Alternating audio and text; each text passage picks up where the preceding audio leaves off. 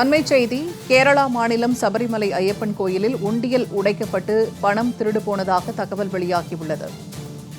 கேரள மாநிலம் சபரிமலை ஐயப்பன் கோயிலில் உண்டியல் உடைக்கப்பட்டு பணம் கொள்ளை போனதாக தற்போது தகவல் வெளியாகியுள்ளது. கருவறை மண்டபத்திற்கு அருகில் இருந்த உண்டியலை உடைத்து காணிக்கை பணம் திருடப்பட்டதாக தற்போது தகவல் வெளியாகியுள்ளது. அண்மைச் செய்தியாக பார்த்து வருகிறோம். கூடுதல் தகவல்களை தருகிறார் செய்தியாளர் ஜெயகரன். ஜெயகரன், தற்போது கேரள சபரிமலை கோயிலில் உண்டியல் உடைக்கப்பட்டு பணம் திருடு போனதாக தகவல் வெளியாகி இருக்கிறது. இது தொடர்பான விரிவான தகவல்கள் என்ன? நிச்சயமா பூர்ணிமா, அதாவது நாடு முழுவதும் உள்ள மிகவும் பிரசித்தி பெற்ற கோவில்களில் சபரிமலை ஐயப்பன் கோவிலும் மிக முக்கியமான ஒரு கோயிலாகும். கார்த்திகை மாதம் என்றாலே இந்த விரதம் இருந்து பக்தர்கள் கிட்டத்தட்ட 60 நாட்கள் இந்த கோவிலில் கூட்டம் மிகப்பெரிய கூட்டம் வருகின்ற ஒரு கோயிலாகும். நாடு முழுவதும் இருந்து பக்தர்கள் வரக்கூடிய மிகவும் பிரசித்தி பெற்ற அந்த கோயில் உடைய பாதுகாப்பு ஏற்பாடுகள் என்றால் மிகவும் உச்சநிலை பாதுகாப்பு கொடுக்கப்பட்டுள்ளது. கேரள போலீசார் மட்டுமில்லாமல் மத்திய தொழில்படையினரும் இது பாதுகாப்பு பணியில் ஈடுபட்டு வருகின்றனர்.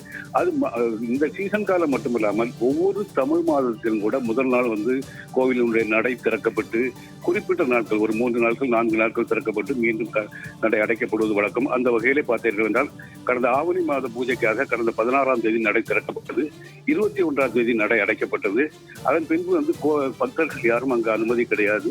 பார்த்தீர்கள் என்றால் கோவில் ஊழியர்கள் சன்னிதானத்தில் உள்ள உண்டியல்களை எண்ணும் பணியில் ஒரு வார காலம் ஈடுபட்டு வருவார்கள்.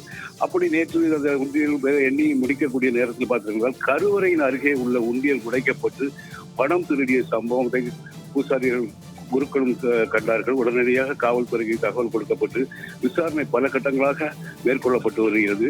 அந்த வகையில் பார்த்தீங்கன்னா கோயிலில் உள்ள துப்புரவு பணியாளர்கள் அங்கே இருக்கிறார்கள். அவர்களை விசாரித்த போது அங்கிருந்து ஒரு துப்புரவு பணியாளர் சுரேஷ் என்பவர் தப்பி ஓடுகிறார்.